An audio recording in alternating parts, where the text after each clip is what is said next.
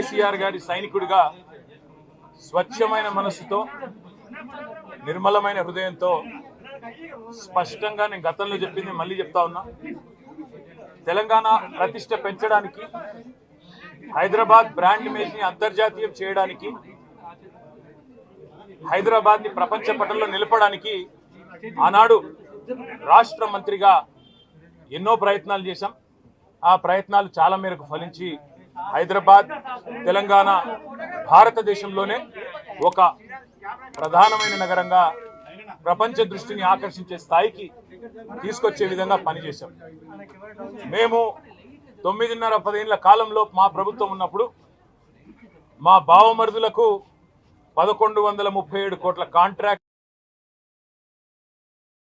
చేయలేదు.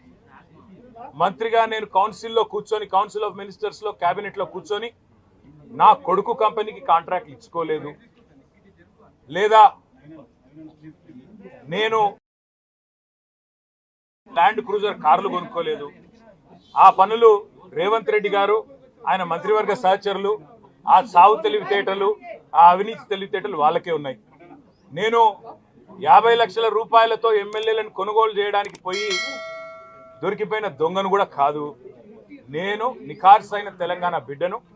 ఏ పని చేసినా తెలంగాణ కోసం, హైదరాబాద్ ప్రతిష్టను పెంచడం కోసం చేశాను. అర పైసా అవినీతి కూడా నేను చేయలేదు, చేయబోను. సరే, ఇవాళ ఈ కొంచెం ఉర్రకుండా ఆగలుగుతారా?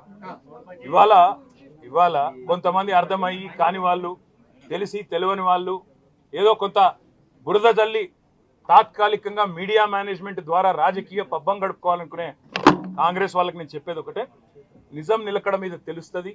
మీరు ఇవాళ చల్లే బురద ఎట్టి పరిస్థితుల్లో మా దృష్టి ఏదైతే కేంద్రీకరించబడిందో దాని నుంచి తప్పించలేదు. మేము మాట్లాడుతూనే ఉంటాం, కొట్లాడుతూనే ఉంటాం. గత సంవత్సర కాలంగా విద్యుత్ ఛార్జీలు పెంచవద్దని కొట్లాడింది టీఆర్ఎస్.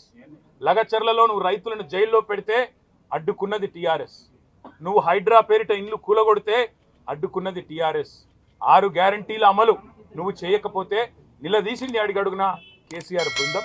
తప్పకుండా మా దృష్టి మేము మళ్ళించాం. నువ్వేదో నా మీద కేసు పెట్టి నన్నేదో చేసి దానివల్ల మా పార్టీ క్యాడర్ను, మా నాయకత్వాన్ని నువ్వు దారి మళ్లింపు, దృష్టి మళ్లింపు దిశగా ప్రయత్నం చేస్తాను అనుకుంటున్నావు రేవంత్ రెడ్డి. అది నీ వల్ల కాదు. ముమ్మాటికి నువ్విచ్చిన 420 హామీలు ప్రశ్నిస్తూనే ఉంటాం. నువ్వు ఎన్ని కేసులు పెట్టినా, ఇది కాదు ఇంకో 100 పెట్టుకో, ఇంకో 1000 పెట్టుకో, ఎదుర్కొంటాం. న్యాయస్థానాల మీద, ఈ దేశంలోని చట్టాల మీద, భారత రాజ్యాంగం మీద మాకు సంపూర్ణమైన గౌరవం, సంపూర్ణమైన విశ్వాసం ఉంది. నువ్వు ఏ ప్రశ్నలన్నా అడుగు, సమాధానం మా కాడ ఉంది. ఎందుకంటే మేము నిజాయితీగా ఉన్నాం. నీలాగా లుచ్చ పనులు చేయలేదు, నీలాగా తుచ్చపు పనులు చేయలేదు, చేయబోము. నికార్సైన తెలంగాణ బిడ్డగా, కేసీఆర్ గారి రక్తం పంచుకొని పుట్టిన కేసీఆర్ కొడుకుగా చెప్తా ఉన్నా, తెలంగాణ కోసం అవసరమైతే చస్తాను తప్ప ఎట్టి పరిస్థితుల్లో ఇట్లాంటి లుచ్చగాళ్ళ ముందు మాత్రం తల వంచను. తప్పకుండా కొట్లాడుతూనే ఉంటా, పోరాడుతూనే ఉంటా. తెలంగాణ జయించేదాకా, ఈ కాంగ్రెస్ కబంధ హస్తాల్లోంచి తెలంగాణ బయటకు వచ్చేదాకా కొట్లాడుతూనే ఉంటాను, ప్రతిజ్ఞ చేస్తా ఉన్నా.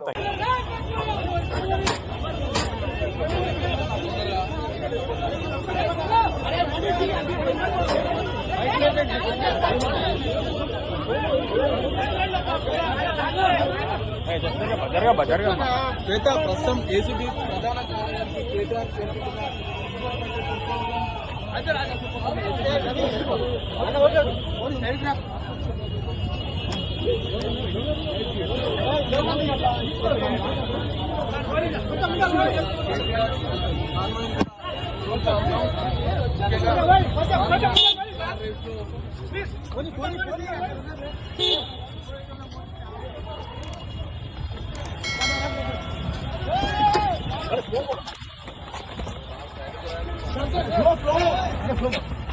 Vamos,